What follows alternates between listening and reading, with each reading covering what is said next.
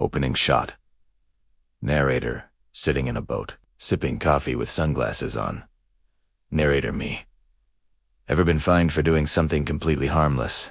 Like, say, fishing quietly at your own neighborhood lake? Yeah.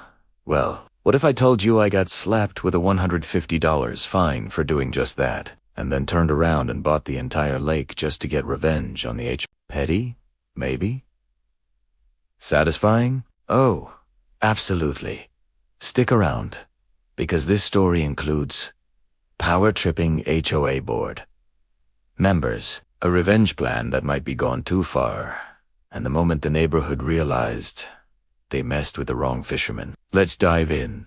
Hook, line, and sinker. Cut to flashback-style visuals.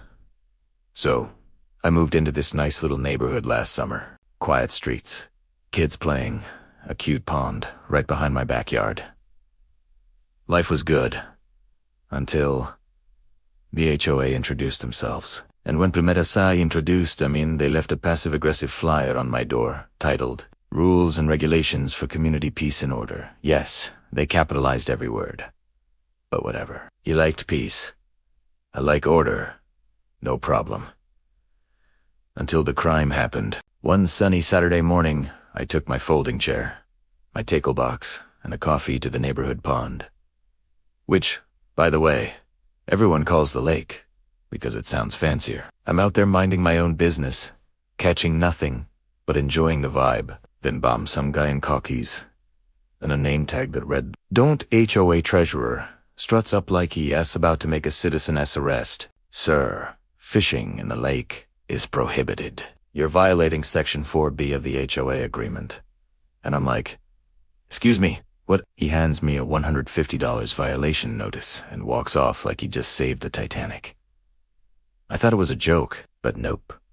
Real fine, real rule, real angry don. Now normally I'd just grumble and pay the fine, but something about the way Don smiled when he handed me that paper. Yeah, no. This wasn't about rules. This was about power. So I got curious. Who owns the lake? Because here's the twist. Turns out the HOA didn't.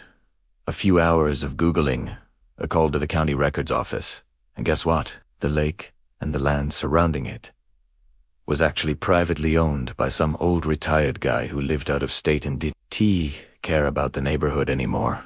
So, I made him an offer.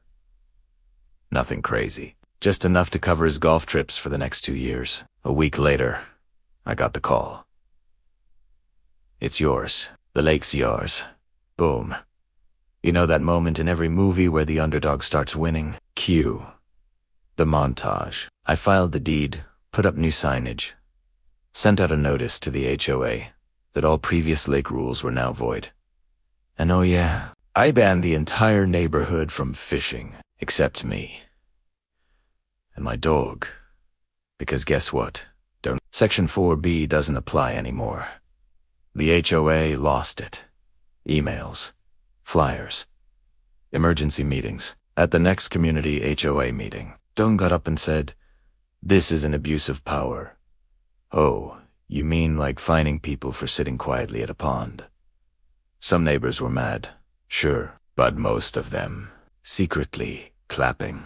Turns out, I wasn't the only one tired of Don's nonsense. One guy even brought popcorn to the meeting. Another neighbor came up to me like, Yo, I hated that fishing rule. You're a legend.